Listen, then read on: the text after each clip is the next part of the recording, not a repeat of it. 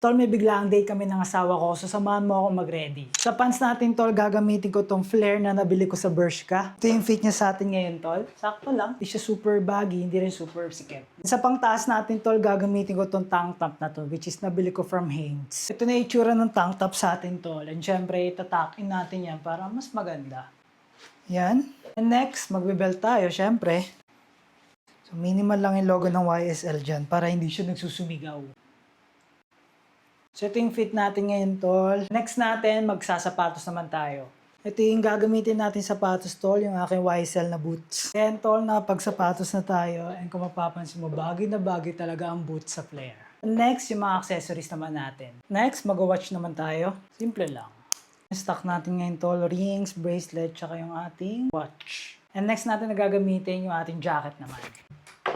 Ito yung jacket na gagamitin natin, yung workwear jacket na nabili ko, which is from Zara.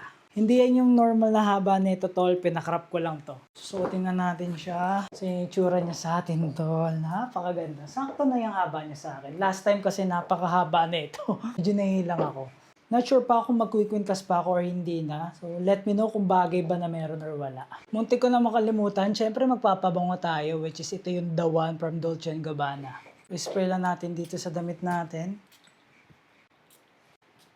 And lastly, pang-add ng style sa forma natin, magsasalamin tayo.